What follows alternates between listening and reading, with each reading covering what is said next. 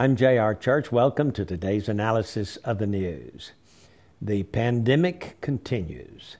Swine flu is on the agenda for every government in the world. And as the summer progresses and fall gets here and flu season gets underway, we could see some pretty terrible things in this world.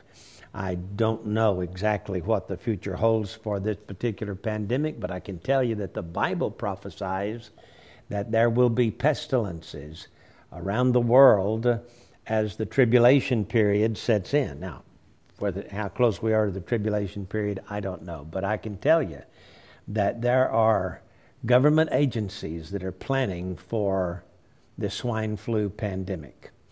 In fact, there is a journalist in Austria, Barbara Minton, who is filing complaints against the World Health Organization, the United Nations, and others, claiming that this flu vaccine will be a deliberate act to cause a pandemic and to profit from it. There is another news article that says the flu vaccine will be DNA based. I read, "Get ready for your flu shot, everyone. When Obama's new health care package gains traction, you can bet one of the primary features will be compulsory vaccinations for all participants." This is especially concerning given the news that Human Health Secretary Kathleen Sebelius has just offered $35 million to a privately owned company called Protein Sciences to refine its DNA-based vaccine against the swine flu. DNA-based. This could be dangerous. And then there is another news article here that encourages people to get ready for flu season. And this is what it says: if you don't have an emergency preparedness plan for yourself, your family, or even your community, it's a good time to make one. That's the message health officials are sending as cases of the novel swine flu virus continues to rise nationally and globally. According to Roger Pollock, Special Projects Manager for the Emergency Preparedness at the San Antonio Metropolitan Health District in Texas, he says if you don't have a plan, you need one. The stakes are a little different now. The World Health Organization officially declared the current outbreak a pandemic on June the 11th. They said, quote, "We are in the earliest days of the pandemic," said WHO Director General Margaret Chan. And she said, the virus is spreading under a close and careful watch. Here's some things you might do to prepare for a pandemic if the rapture doesn't take us out first.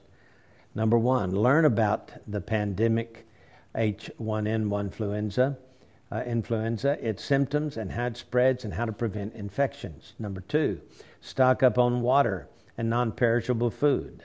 Although the recommendations vary from days to months most experts agree it's important to have an extra key supplies on hand. Number three, ensure that you have a supply of your prescription medicines. Number four, keep other emergency and health supplies handy, such as flashlights, manual can openers, face masks, and painkillers.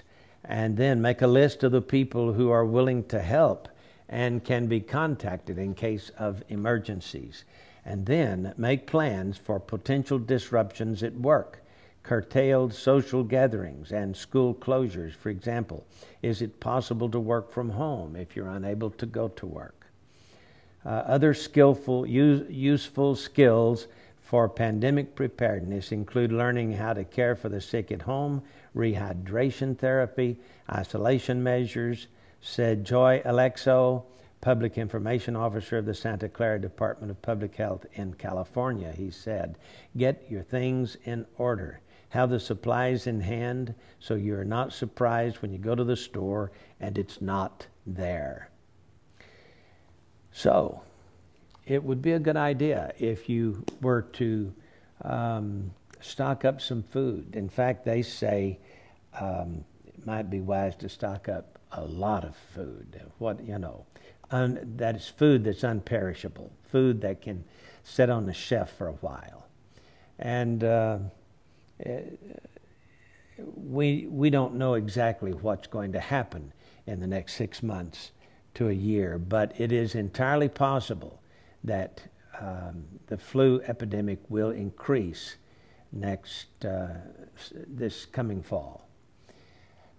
So let me encourage you, please, to get prepared, stock up some food, get your prescriptions ahead, and do some things that will be helpful if you get sick. Okay? I want to encourage you to get our magazine, the July edition, 2009 edition, and the cover story is The Great Total Solar Eclipse of 2009. And read the article that I've written about it, because it is one of 3 solar eclipses, one last year, one this year, and one next year, total solar eclipses on the same Jewish calendar day, introducing the calendar month of Av. And that, prophetically, in the scriptures, is the time when the Jews suffer the most. And so, Jacob's trouble may be just ahead for everyone, and you need to get this article and read about it and read the possible signs in the heavens that God has told us about in the scriptures, when the sun turns as black as sackcloth of ashes and the moon turns as blood. So get the magazine, will you? I encourage you to do so. You can order it on the website or call them 1-800-475-1111. Order it today. I'm J.R. Church. We'll see you again tomorrow with our analysis of the news.